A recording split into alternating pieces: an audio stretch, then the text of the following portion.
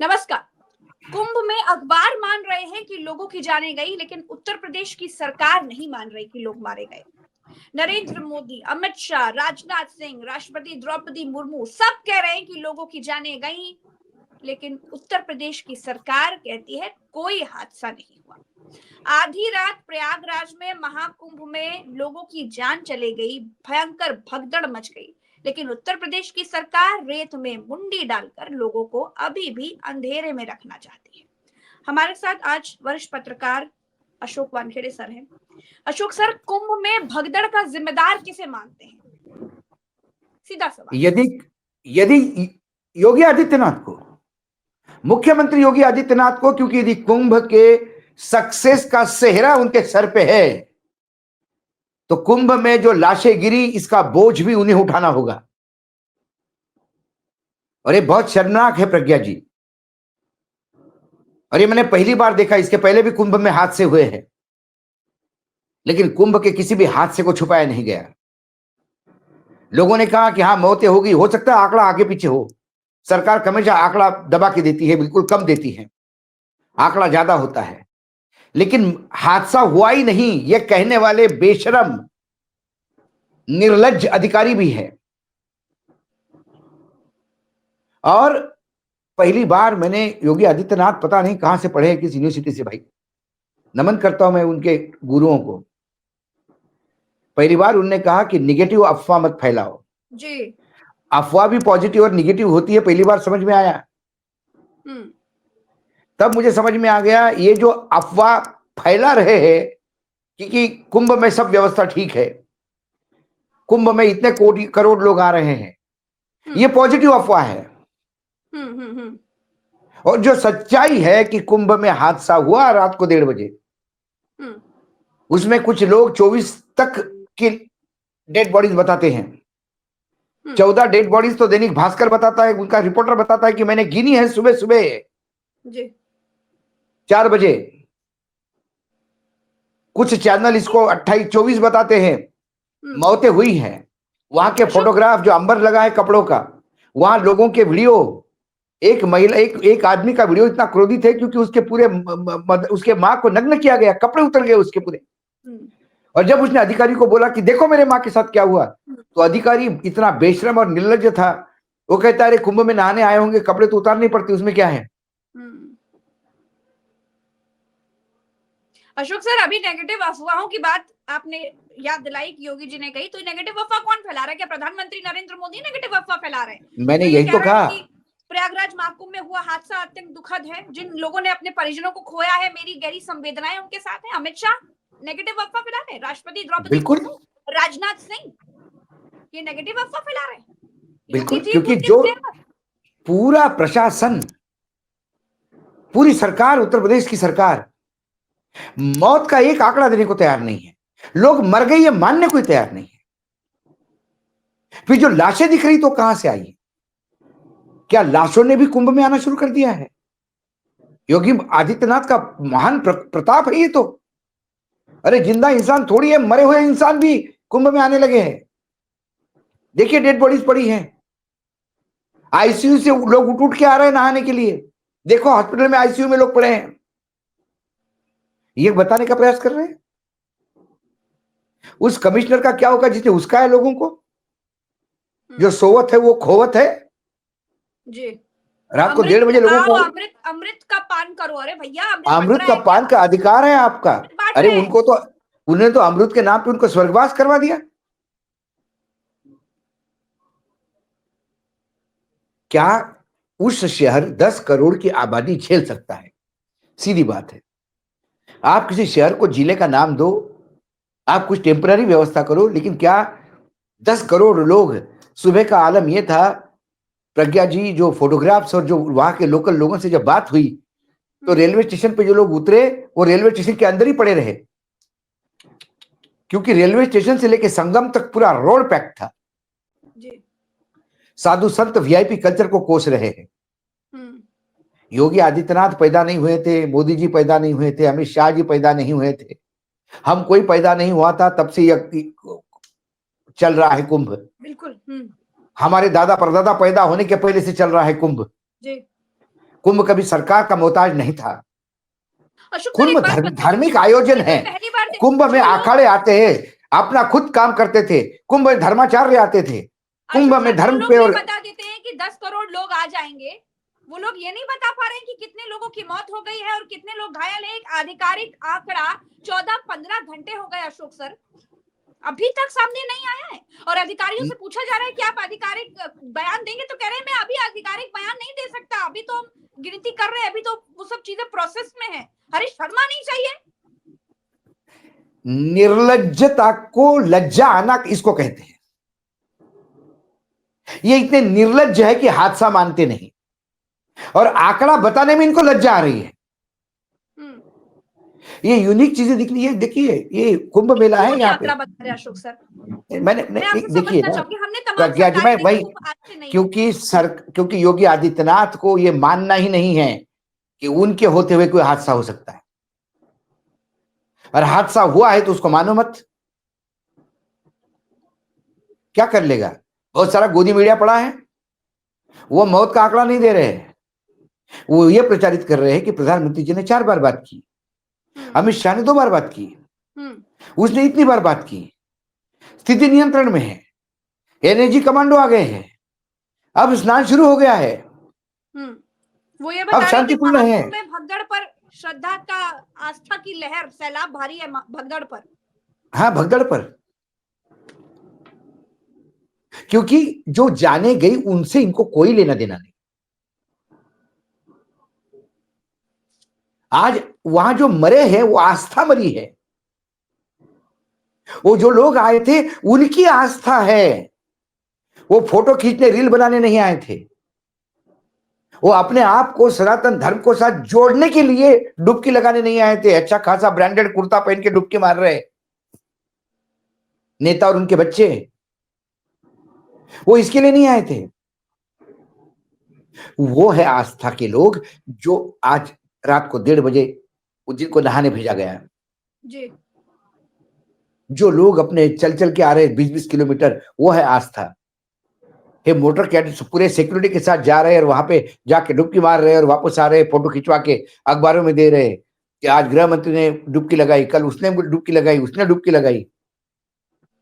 मैं तो हाथ जोड़ के प्रधानमंत्री जी को प्रधानमंत्री जी को इकट्ठे होने देना, भीड़ बढ़ते रहने देना, कोई कदम ना उठाना, ये तो सबको पता था कि करोड़ों की संख्या में सब आप किस चीज का मार्केटिंग करते हैं?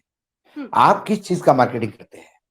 जी। आपने कहा कि मेरा रेस्टोरेंट बहुत बढ़िया है और इतना विज्ञापन कर दिया कि रेस्टोरेंट में 100 लोगों की बैठने की जगह और 1000 लोग आ गए जी, तो स्टैम्पेड तो होगा ना, मारामारी तो होगी। तो प्रशासन है अशोक सर, आप महाराष्ट्र में बैठे सिद्धिविनायक मंदिर में जाइए, आम आदमी दर्शन करने के लिए जाता है, यही तो प्रशासन होता है। एक बार पकड़ता और दर्शन हुए नहीं हुए 1 सेकंड में फेंक देता उठा करके। केदारनाथ जाइए, वैष्णो देवी जाइए, किसी भी मंदिर, संकट मोचन हनुमान के मंदिर चले जाइए, हमारे लखनऊ में। अरे आप महाकाल जाने जाइए, महाकाल जाइए। जो आने वाले लोग आस्था है उनकी, जो धक्का मारते उनके लिए धंधा है। वो योगी आदित्यनाथ के लिए ये इवेंट है कुंभ, आस्था का कोई लेना देना नहीं है। सर क्यों इकट्ठी रहने दी गई प्रशासन की तरफ से, ये मैं आपसे जानना चाहूंगी, इसके पीछे क्या कारण हो सकता है? क्या ये एक प्रोपेगेंडा? क्योंकि जब ड्रोन से तस्वीरें ली जाएंगी तो ऊपर से जब सोते हुए जमीन पर लोग दिखेंगे, भीड़ दिखेगी, करोड़ों लोग आए हैं जी। सवाल ये है कि उनको ये इवेंट सक्सेसफुल किया, इसका सेहरा बनवाना है, अपने सर पे क्रेडिट लेना है कि मेरे शर्ट से तुम्हारी शर्ट सफेद कैसी वाला हो गया। इस कुंभ में यदि 5 करोड़ रुपया, 5 करोड़ और 10 करोड़ लोगों ने एक दिन में डुबकी लगाई, तो फिर शिप्रा में आने वाला जो कुंभ होगा या उसके बाद जो महाराष्ट्र में जो कुंभ होने वाला है नासिक में, उसमें देवेंद्र फडणवीस इज्जत का सवाल कर लेंगे कि भैया वहां 10 करोड़, यहाँ 15 करोड़ होना चाहिए, 5 करोड़ ज्यादा, रिकॉर्ड है मेरा। लेकिन क्या वो नदी 10 करोड़ झेल पाएगी? क्या क्षिप्रा में इतनी कैपेसिटी है? क्या इंदौर से उज्जैन जाने वाला रोड इतना चौड़ा है कि इतनी व्हीकल्स आ पाएगी? आपने एक डिस्ट्रिक्ट करार कर दिया। इसके पहले भी कुंभ होते थे, कौन देखता था कुंभ? डीएम देखता था कुंभ। एक कुंभ मेला एक ऑफिसर होता था और बाकी पुलिस वाले मिलके कुंभ करते थे, कोई हादसे नहीं होते थे। आज की इतनी वीआईपी, आज जितने आस्था वाले उतने वीआईपी हैं। जहां बहुत ज्यादा रश होता है, जहां बहुत ज्यादा भीड़ होती है, वीआईपी वहां जाने से कतराता है। इसलिए नहीं कि उनकी सिक्योरिटी का प्रॉब्लम है, इसलिए कि उसके जाने से व्यवस्था बिगड़ती है। कई जगह मैंने देखा कि वीआईपी नहीं जाते क्योंकि उनके जाने से व्यवस्था बिगड़ती है। और ये उत्तर प्रदेश की निर्लज्ज सरकार 2.5 लाख स्क्वायर फीट का एक जर्मन टेंट तान के वहां से सरकार चलाने का दावा करते हैं। वो 2.5 लाख स्क्वायर फीट जमा जो जगह है फ्री कर दो आस्था के लिए। ये तुम्हारी आस्था नहीं है, ये आस्था के नाम पे चलने वाली एक नौटंकी है जिसका भोंडा प्रदर्शन कर तुम इस आस्था को बेचना चाहते हो चुनाव की मंडी में। अशोक सर, 2013 में एक दूसरी बात है, योगी आदित्यनाथ राजनीतिज्ञ हो सकते हैं मुख्यमंत्री होने के तौर पे, इसलिए मैं राजनीतिक के सीने में दिल है, मैं मानता ही नहीं। उनको कोई किसी के प्रति आस्था नहीं, किसी के प्रति प्रेम नहीं, मर गए तो मरे, अपने को क्या करना है, जो जिंदा है उससे वोट कैसे कबाड़ने ये देखता है। लेकिन योगी आदित्यनाथ तो नाथ पंथ के एक पीठ के पीठेश्वर है, गोरखनाथ के पीठ के पीठेश्वर है, गोरखपुर के। अरे सर, अब सब राजा है, राजा। यदि उनको भी संवेदनहीन है वो, तो फिर मुझे क्रोध आता है, क्योंकि नाथ संप्रदाय की भी एक अपना इतिहास है जी। उसमें इतने ऐसे लोग भी वहां होंगे, ये कभी उनके पूर्वजों ने भी विश्वास नहीं किया होगा कि जिनको कुछ दया माया कुछ भी नहीं है। अशोक सर, 2013 में भी महाकुंभ था, ऐसी ही मौनी अवस्था उस वक्त भी पड़ी थी, और 2013 में शाम 7 बजे के करीब रेलवे स्टेशन में, इलाहाबाद रेलवे स्टेशन था तब वो, प्रयागराज है, तब इसी तरह से भगदड़ मच जाती है। कई लोग 25-26 लोगों के हताहत होने की खबरें आती हैं, मौतें हो जाती है लोगों की। उस वक्त आजम खान इस्तीफा दे देते हैं, क्योंकि वो वहां पर कुंभ मेले के प्रभारी पद पर थे आजम खान। वो इस्तीफा दे देते हैं, उनकी तारीफ अखिलेश यादव करते हैं। अखिलेश यादव उत्तर प्रदेश के मुख्यमंत्री को इस्तीफा देने के लिए उन्होंने एक्स पर लिखा है कि त्याग पत्र दे देना चाहिए, नाम नहीं लिखा है, लेकिन उन्होंने कहा कि जो लोग इसका बड़ा प्रचार करते हैं, ऐसे लोग अगर जिम्मेदारी ना निभा पाए तो उनको अपने पद से इस्तीफा दे देना चाहिए। यही मीडिया कल जब अखिलेश यादव की सरकार थी तो सवाल पूछती थी, जवाबदेही मांगती थी, लेकिन आज रेत के अंदर मुंडी डालकर सब बैठ गए। नहीं, मीडिया कहाँ है? प्रज्ञा, जिनको आप मीडिया कहती हो, मीडिया है क्या? वो पत्रकार थोड़ी है, पत्तलकार है, जो सुबह से लेकर शाम तक एक ही ब्रेकिंग न्यूज दे रहे हैं कि प्रधानमंत्री ने 4 बार बात की है योगी आदित्यनाथ को। वो प्रधानमंत्री को लार्जर देन लाइफ प्रेजेंट करने की बात कर रहे हैं कि प्रधानमंत्री कितने चिंतित है। प्रधानमंत्री की चिंता क्या है ये तो बताएं। प्रधानमंत्री की चिंता हादसा है तो ये बताएं हादसा हुआ है। प्रधानमंत्री की चिंता यहाँ लोग मरे हैं तो बताएं कितने लोग मरे हैं। ये बताने को तैयार नहीं मीडिया। मीडिया लगातार एक ही बात पुश कर रही है बार बार कि गृह मंत्री ने फोन किया, उनने फोन किया, स्थिति नियंत्रण में, एनएसजी कमांडो गए हैं। अरे क्यों हुआ रहा है ये सब, ये तो बताइए महामहिम, ये एकाएक क्यों हो रहा है? प्रधानमंत्री को क्या हो गया? सुबह उठ के ऐसा क्या हुआ? आज प्रधानमंत्री 4 बार बात कर रहे हैं, ऐसा क्या हुआ? गृह मंत्री बात कर रहे हैं, ऐसा क्या हुआ? एनएसजी कमांडो पहुंच गए, क्या हुआ? क्यों पहुंच गए? पागल कुत्ते ने काटा है सबको, कुछ तो हुआ होगा। और जो हुआ तो क्या हुआ बताइए, वो बताने को तैयार नहीं। यहां पूरा इवेंट मार्केटिंग हो रहा है, 60,000 रुपए रोज के नाइट के टेंट मिल रहे हैं वहां पे, 18,000 रुपए नाइट के टेंट मिल रहे हैं। फोकस उस पे है, पत्रकारों को लिया जाता है, वीआईपी स्नान करवाया जाता है, अच्छा खाना खिलाया जाता है। क्या कोई पत्रकार कुंभ के उस क्षेत्र में गया जहां लोग रात भर 2-2 दिन तक रेत पे पड़े रहते हैं जी, चाय तक नसीब नहीं होती, घर पे लाए हुए बिस्किट और खाकरे खा के बैठे हैं? क्या कभी किसी ने उनको पूछने की व्यवस्था की है? कौन आता है कुंभ? अडानी अंबानी कुंभ आते हैं, उद्योगपति कुंभ आते हैं। ये कुंभ किसका है? क्या अब गंगा मां भी अब सिलेक्टिव हो गई है कि जो इसके पास करोड़पति को ही सिर्फ डुबकी लगाने दूंगी और सामान्य गरीब जनता को अधिकार ही नहीं डुबकी लगाने का? और यदि उनका अधिकार है, सही मायने में आस्था के नाम पे वो लोग आते हैं जो आज शहीद हुए हैं, वो है आस्था, बाकी तो नौटंकी है। ये क्या आस्था की बात बताएंगे? एक बचा, बिल्कुल 100% बचा जा सकता था। अरे वो कमिश्नर जो अनाउंस कर रहा है वो खुद ही कह रहा है कि भगदड़ मच सकती है, भगदड़ मच सकती है, उसको मालूम है मच सकती है और वो मचवा रहा है। अभी तक कोई पाकिस्तान का हाथ नहीं बताया उसमें, यही मुझे बहुत अच्छी ताज्जुब लगा। हम्म।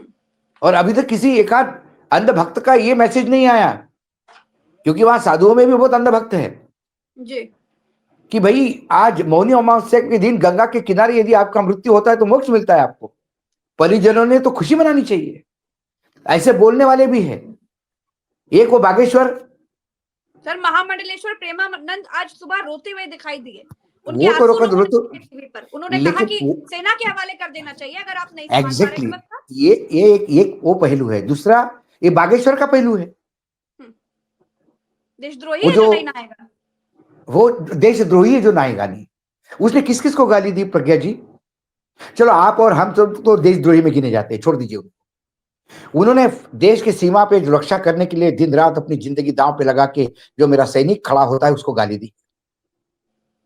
खेत की फसल मैं छोड़ के गंगा नहाने नहीं जा सकता, क्योंकि ये फसल को यदि मैं छोड़ दूं तो मेरा देश क्या खाएगा, और मेरा किसान जो नहीं गंगा नहा सकता उसको गाली दी है।